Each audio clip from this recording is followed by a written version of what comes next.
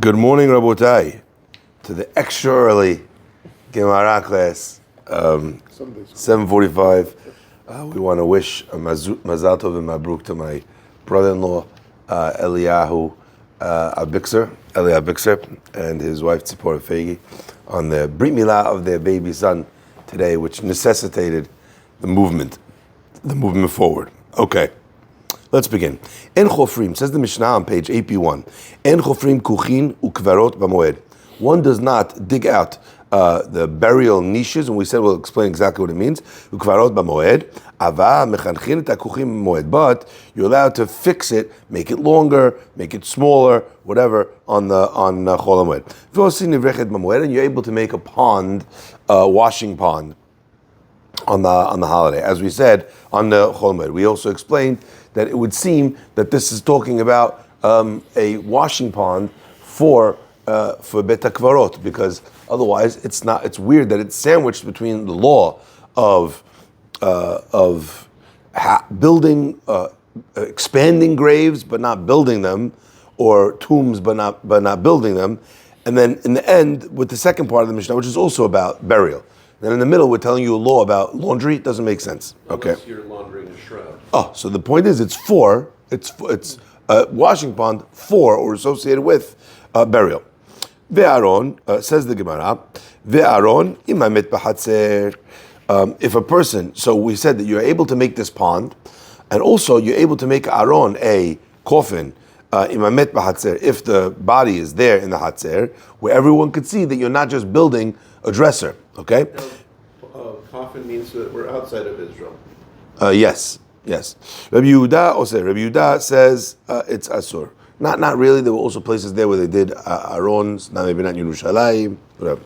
Rabbi Yehuda oser, and Rabbi Yehuda says it's illegal, right?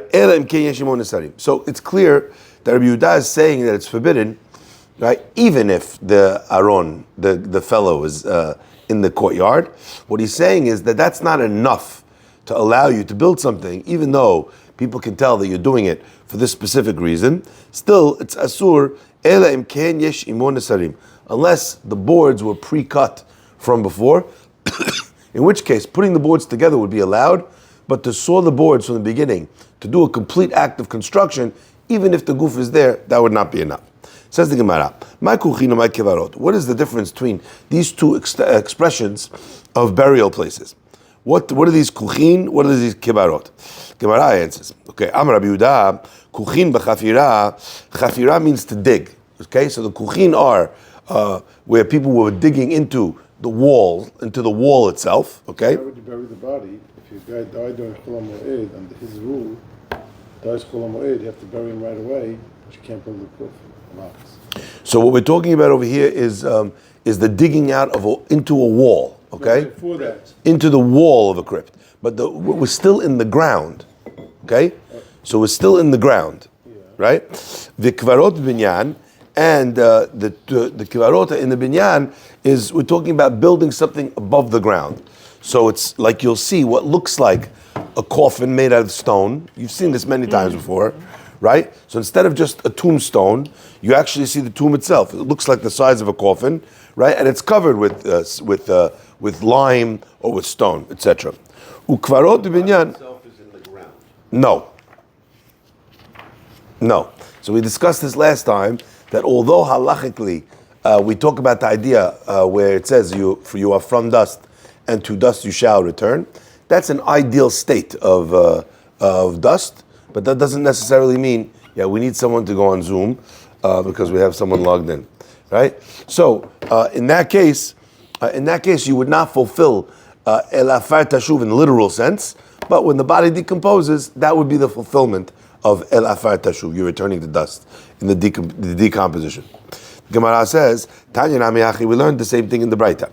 Elohen kuchin ve'elohen kivarot, kuchin b'chafira v'kivarot b'binyan. So we just established again that is what we're talking about when we say the word kuchin and when we say the word kivarot. We're talking about digging in like a sideways coffin into the wall, or we're talking about kivarot, the tombs. Aval mechanchin et hakuchin, says the Gemara. Even though we're not able to dig it from the get-go, right? From the first word, right? From the word go, but still mechanchin et hakuchin, you're able to cut it down to size. Ketzad mechachin. What does that mean, mechanchin? Interesting language, by the way. Where do we have that word? Mechanchin or chinuch. Make it ready. Teaching. Chinuch means to teach. Good. But there is make it ready. Educate. Good. What? Make it ready. Where do you find that word, chinuch? We did that in the course. Huh? That's similar, but not. It's not with a chet, not a chet and a chaf.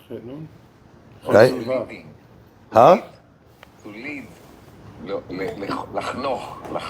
Okay, to lead. Good. You guys remember Chanukah Mizbeach? Chanukah. What is that?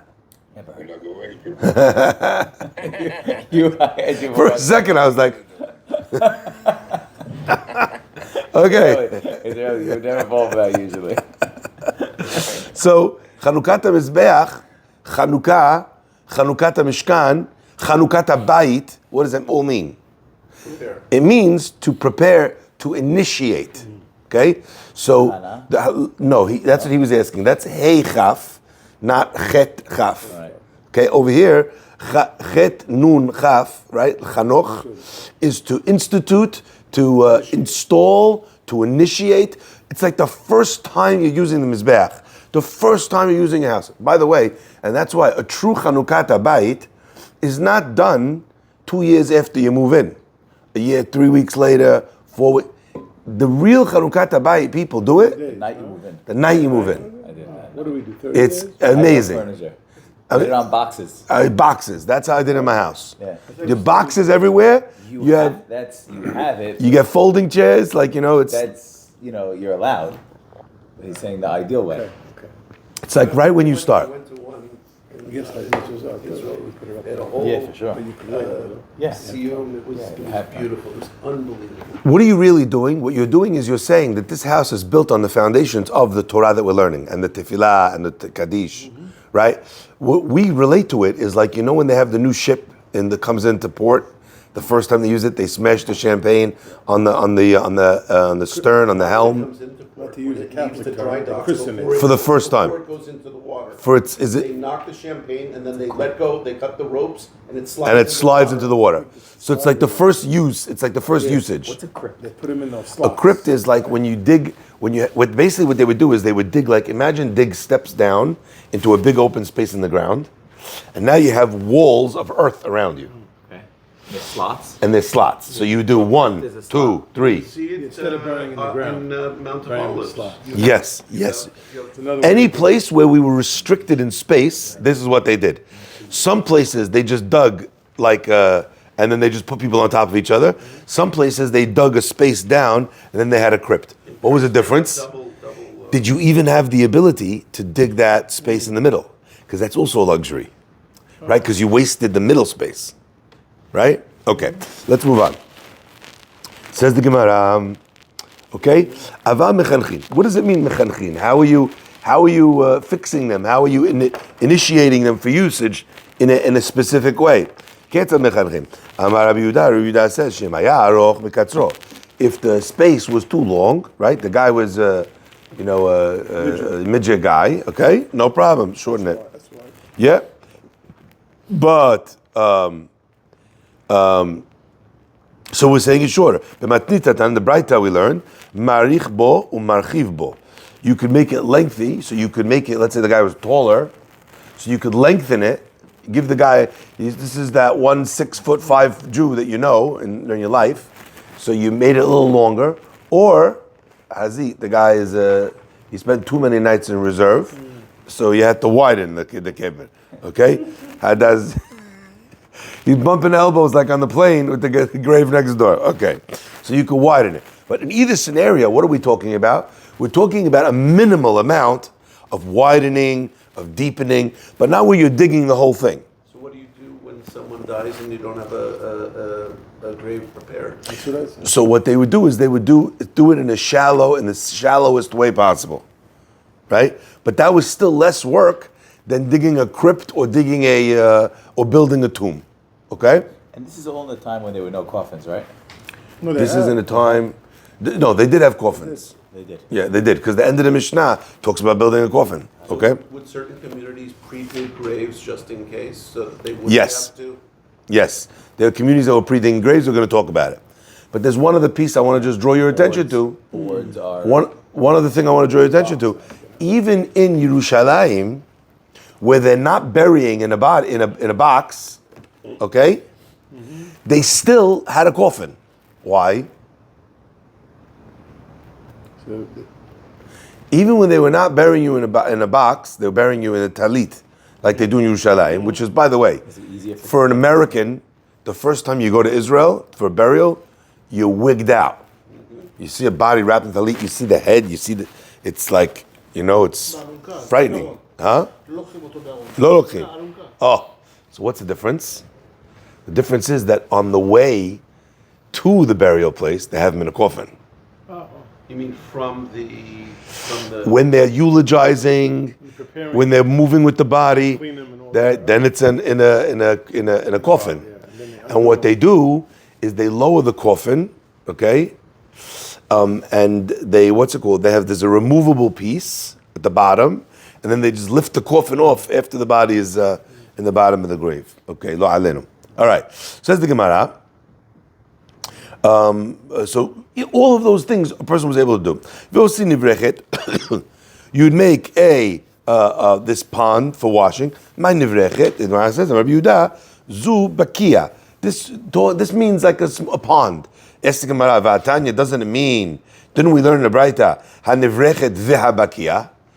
So the Braita uses the words nivrechet and bakia. What does that tell you? That a nivrechet is not a bakia, because if you use both words, you obviously mean different things. Amar Abaye, v'item Rav Kana. Abaye said the name Rav Kana, gia ubar gia. What it means is that you have a pond, and then there's like a small, little bit of water connecting, and there's a smaller pond. So bakia is the smaller pond. Nivrechet is the larger pond. But either of them, they both mean ponds. Okay. Now says the Mishnah, ve'aron im hamet b'hatzer, and Aaron, if the met is b'hatzer, okay, you're able to build it if he's there. Tanina l'had the Tana Rabbanan. We learned this Mishnah, okay? We learned over here what we learned the Tana Rabbanan in the Braita. Osin kol tzorchei hamet. You're allowed to do all the needs of the met. Gozezin lo se'aro. You could cut his hair. Umichabsin lo kesuto, and you're able to wash the tachrichim. Ve'osin lo aron. You're able to make a aron for him. Minasira menusarin me'erev yom tov, and you're allowed to minasrin et hamenusarin. You could make the coffin out of boards hamenusarim, which were already sawed. Rabbi Shimon ben Gamliel says, "Af mevin etzin menasran b'tzina betoch beto." Rabbi Shimon ben Gamliel comes along and he says, "No, not only are you able to do or to use the boards that are cut already, which in our Mishnah, whose opinion was that? The opinion of Rabbi Yehuda. Remember, we said you could build him a coffin if the body's there. Rabbi Yehuda said no. Even if the body's there, you could only do it if it's already pre-cut. Right. This Braita is seemingly going with the opinion of Rabbi Yehuda, right? And what does it say? You're able to build him a coffin if the boards are pre-cut. Comes Rabbi Shimon Gamaliel and says, no, af mevin etzim. You're even allowed to bring wood umenasran and cut them b'tzin'ah betoch beto, in privacy inside the house, as long as people can't see that you're cutting the boards. So at first glance, you think Rabbi Shimon ben Gamliel is the first part of our Mishnah, but I want you to notice that actually that's not true. The Tana Kama of our Mishnah, what did he say? He said that so long as the body's there and everyone could see why you're constructing the coffin, you're allowed to construct the coffin in the yard. Correct? What did Rabbi Shimon ben Gamliel say? He didn't say if the body's there you could build it even if it wasn't pre-cut. What did he say? He said you need to hide inside a house. So Rabbi Shimon ben Gamliel is arguing with Rabbi Yehuda. He also believes that you could build a coffin even if it's not pre-cut boards. People shouldn't see it. But he takes one step further than our Tanakama. And what does he say? It can't be in public, it has to be in private. Now, the question is over here, and this is a fascinating question. But we said the backyard was not public either. It was the backyard knowing that we're burying the body. So when we say public, we don't mean that there's paparazzi. We say public as opposed to only your private residence. So the chatzer is a public space. Even though it's only public for us, for the 10 houses, or however many houses open into the chatzer, it's still considered a public domain because it's viewable, people can see. Okay? Now, here's the bit. Here's the bit. This is so interesting. This is going to open up, in a certain sense, a can of worms. Should I tell you why the can of worms is going to open? What's the reason why we don't want you cutting unless there's a body there? We talked about this idea. Marit ayin. Now there's a halakha that says that when marit ayin is asur, once we said something was asur, there's certain laws that we say that once we said it's asur for marit ayin, it's asur, you're not allowed to do it, even bechadre chadarim, even in private. In other words, when we made it asur in public, you can't even do that thing in private. You can't have a burger with vegan cheese in your own house because publicly people might have had A burger with vegan cheese, you're able to have even in a restaurant. Yeah. You can, but people might miss. You can't bring kosher restaurant. you can't bring your own burger with vegan cheese, sit in a McDonald's where people think you ate that food. But that's not because of the burger and the vegan At a cheese. kosher restaurant, you assume it's a kosher, it's a vegan thing. But and there's it's so kosher. many. So if it's in a kosher restaurant, then you know no problem. Yeah. The problem over there. You can't have coffee rich with your coffee because at a meal because the They'll think that it's Mashiach money thinks time? that somebody might come to think that it's okay. So we live in a world today where every meat restaurant will serve you a coffee that looks like it has milk in it. Because you know why? Walk into any place, any coffee shop, there's more options that are non-dairy in the category of milk than there are that are dairy. You have whole milk and you have skim milk. And then you have almond milk and pistachio milk and sesame milk and cashew milk and oat milk and babarif. Almond, soy milk, right? There's 94 kinds of milk that are not milk. You're the weird guy if you're asking for actual milk in your coffee. Well, like from a cow? Right? So We have pistachio milk, oat milk, almond milk, every kind of nut milk. every kind, right? So Regular milk. So the crazy part is that actually the marit ayin is the other way around. No one is assuming, right? So therefore it will be mutar. What I'm talking about is something different. Like I'll give you a very interesting example. The halakha is if you have a person from Israel on the second day of the holiday, so they've come to America. Do they have to keep a second day? This is a very hot topic. Hot topic. They come here? Huh? They're coming here? Yeah. In public. Not an American who owns an apartment who now thinks he's Israeli because he goes 3 times a year. Not like that. I'm talking about a person who actually lives in Israel. Okay. He comes here, second day Pesach. Okay? Now he comes here, he's here second day Pesach. Doesn't have to go. You can use the phone, second In day. public, So what's halakha? in public, Halakha is in public, but not in public and not in private. Now, what does that mean? So the halakha is that he can't do anything in public. But Chamuvadia writes, la halakha, that once we made it asur for you to do melacha in public, we made it asur for you to do melacha in private. So then it's second day for him, Practically, almost no difference. right? Major difference is tefillin, Ooh. right? So they're like keeping the holiday, but putting on tefillin. Oh, you're talking about 8th day now. Oh. Eighth day Second tefillin. day. Yeah, Put tefillin. yeah. Why? Because the holiday's over for them. And it's deoraita tefillin for him, right? Can't miss. So the interesting thing is that there's certain things that transcended this concept of public versus private in the realm of marit ayin. And what really it depends on, and this is again why, like I said, it's a bigger issue in halakha, is what did they institute? Did they institute a direct ban? Or did they just say, don't do things that look suspicious, look suspect? Stuff like that, maybe you could get away with not doing in public. But otherwise we say, once we made asur, afilu bechadre chadarin, the language of Chazal is, even in a room within a room. Chadre chadarim. Okay, so let's move on. But again, the point that I was making is still nonetheless the same. That Rabbi Shimon ben Gamliel, who even though on the surface seems like he's saying the same thing as the Tanakama, actually is saying something seemingly very different. Okay, let's move on. I just wanted to show this to you as well inside. So this is where it's differentiated. Yeah. He's differentiating. Outside being allowed and not allowed, inside being allowed.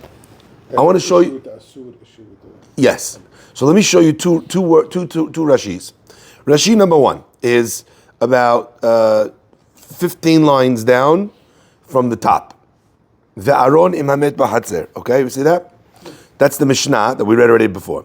What is the problem with the Aron imamet b'hatzer that you're allowed to build it if the met is there already?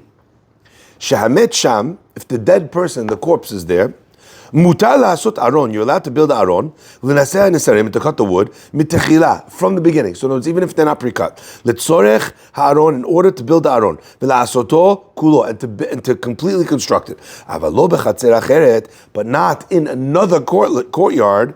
What's the problem? In other words, if he's not there, shelo yomeru melacha achereti, that people should not say, oh, you're building yourself a dresser. Everyone see Rashi? So Rashi clearly says that the reasoning behind why you're not allowed to build it is because of Maritain. Okay. Now let's skip to the Gemara.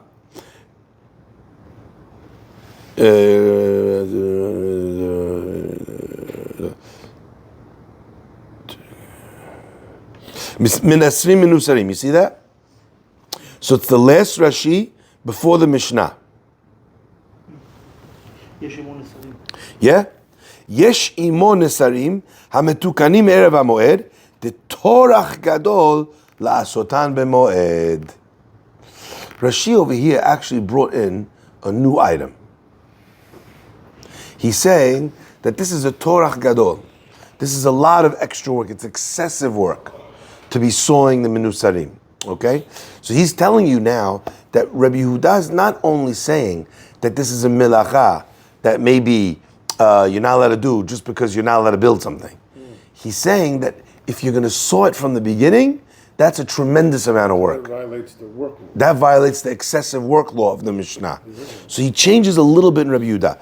But Rashi leaves Rabbi Shimon ben Gamliel alone. Now, if you take a look at the tiny letters that you need your reading glasses for, okay? Oh, we're going down there. Yeah.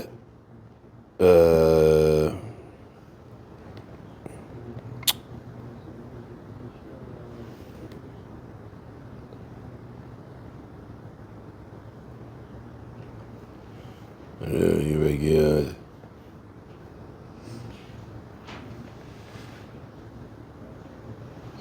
I can't find it. Where is it?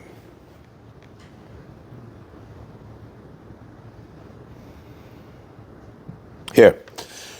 Sorry, not Rashi. Tosafot. See Tosafot. See the word uminesran in big letters, 4 lines down. So let's learn this Tosafot together. As our first Tosafot we're learning together. Uminasran b'tzin'ah, Rabbi Shimon ben Gamliel seemingly is arguing with Rabbi Yehuda, but not exactly like the Tanakama, not like our Mishnah. Our Mishnah said so long as the dead body's there, you're able to build it because it gets rid of the Marit Ayin. Rabbi Shimon ben Gamliel says, no, you do it, you cut it, you cut the thing from scratch, but you do it inside of the privacy. And you're not allowed to do it in a public space. And a person we could give a reasoning. It's not compared to that we learned in Gemara on Shabbat. Anything the Chachamim said is asur because of Marit Ayin is asur even in Chadre Chadarim, even in the innermost chambers. V'damitfe, it is less like that, and more like damitfe lahid perek afagav tzinor she'alu bo kaskasim. It's more like the sugya in Ketubot that if you have a tzinor, a pipe, she'alu bo kaskasim, that you raised certain scales in it. Okay, so the Gemara over there talks about a scenario where we allowed something to be done b'tzin'ah, but we just don't want it to be done in public. Now, I want to just take you down this road because I believe that this is very important for the way we learn Gemara. So let me open up a Gemara, Masechet Ketubot, page Samach. Okay? Yeah, we got one here. It's fine. Yeah, by me.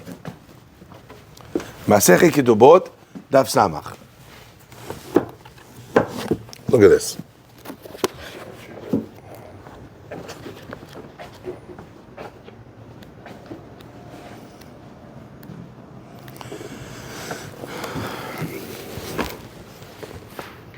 Here.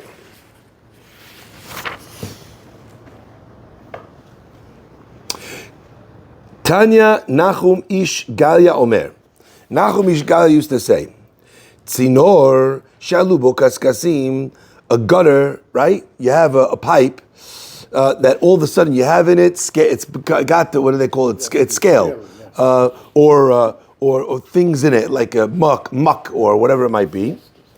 Mima'achan biraglo, a person is allowed, ma'achan means mi'uch, to disintegrate it, to pulverize it, okay? So he's able to smush it down to the point where it comes apart. Biraglo, with his leg, bitzin'a b'shabbat, in private on Shabbat. Ve'eno choshesh, and he has nothing to worry about. My ta'ama, ask the Gemara why, what's the reason? Mitaken kelach hayadu, because the repair that you're doing is kelach hayad. You're doing it in a shinui type way, okay? Ubimkom pseda, and in a place of loss, lo gazu be'rabanan, okay? And the Gemara actually rules like him. Where are we? Tosafot says on the spot, what do you mean? What do you mean? Didn't we say that whenever the Chachamim said you're not allowed to do something, because marit ayin, it looks like you're doing a melacha, you're doing something wrong, afilu b'chadrei chadarim asur, it's also asur even in private. Hainu dafka, that's only bi'isur melacha deoraita. On a melacha deoraita, כמו shotchan b'chama, אבל לא כנגד העם, shim yir'u, because if they see, yizberu shekibsam b'Shabbat, they'll think that he washed it on Shabbat. אבל hacha, but over here, lo yir'u ela melacha kelach hayad. Even if they see you doing it in private, what will they see? They'll see a derabanan. V'lo gazu rabanan, lesor b'chadrei chadarim. זה גזירה כאילו אפשר לא... Chachamim did not make a gezerah on chadrei chadarim, on something which happens in private. Now, in Derabanan. Now, I want you just to understand, Tosafot over here thinks that you're not such a genius that you only know the Gemara over there. He thinks you're such a genius that you also learn the Tosafot over there. So Tosafot by us is like, this is not like the Gemara in Shabbat. This is like the Gemara in Ketubot. Meanwhile, you go to the Gemara Ketubot, you don't know what he's talking about. He means to tell you, read what I said in Ketubot. In Ketubot, he tells you that since the Isur over here is Midrabanan, right? The Isur over here. So therefore, the Isur of Marit Ayin is in public, but to say that it's Asur, Midrabanan, not only in public, but even in private, we never went that far to do a Gezerah on top of a Gezerah. Now, this law... Marat Ayin is the Rabbanan. Sorry? Marat Ayin is the Rabbanan. No, it's on the item. No. Derabanan. It's on the Marit Ayin. If the Marit Ayin is on a Derabanan item. Yes, exactly. Wait, whoa. 2 steps here we're missing. It's not just Marit Ayin on a Derabanan. Because you need to stretch the Marit Ayin. Nobody's seeing me. I'm doing it in my underwear, in my walk-in closet. Nothing to know. What's the problem? To stretch it from public to private is a Derabanan. Right. Once we said Marit Ayin, we're not going to even say it in private. Now, even if they saw you in private, what would they see you doing? Also a Derabanan. We never went that far. Now, here's a perfect example, and that's what I was telling you, that we're learning a law about a coffin That will apply to it. that we're going to apply to 1 trillion things. Right. All of a sudden, whether or not I can have a coffee in my backyard after meat, right, is relevant to a coffin on the Chol Moed. So that's why I wanted to show you There's this. a million things. that Sorry? wouldn't do it, and there was a million things not to right that. And there's a million, exactly. involved. So, by the way, so anytime we're going to come across a Drabanan, which we then are stretching to say, this is this. Can I give you a crazy one? Hold on a second. Yeah, crazy one. Most meat and milk that we're eating together is Drabanan. That is, I can't wait to hear this one. Why? What meat and milk is asur midoraita? Basar, the milk, and Cooking it's the hot. cat, It's the hot. calf in its mother's milk. No, more than that. Huh? You said hot. More than hot. The beef needs to be cooked with the milk. Together. So, by the way, if you had doraita, Peter Luger. if you have a cheeseburger, well, we'll get there in a minute. If you have a cheeseburger No, because the butter's cooked on the where you didn't cook it, okay, where you didn't cook it on, you didn't cook the cheese on the fire. What did I do? Took the burger off, slapped the cheese thing on, put the bun on the top. In a normal scenario, that would not be deoraita. Did you hear what I just said? have to be cooked together. Have to be cooked together. What's the problem? Especially for Ashkenazim. Thought it was this tefillin, almost had a heart attack. Right? What's the problem? The problem for the Ashkenazim is based on the Maharshal. The Maharshal writes in Hilchot Shabbat that a davar gush, okay, what does that mean? Something that's studied in the yeshiva? No. What does davar gush mean? That was such a niche joke, by the way. Yeah, it went right over my head. Gush is the name of a yeshiva. Yeah. Okay, of Liechtenstein. Okay, now so davar gush means a one solid piece of, like, as an example, in your chamin, the big piece of meat in your cholent, okay, in your chamin, that's a davar gush. Okay, you have a whole chicken cooking in a stew. The chicken is davar gush.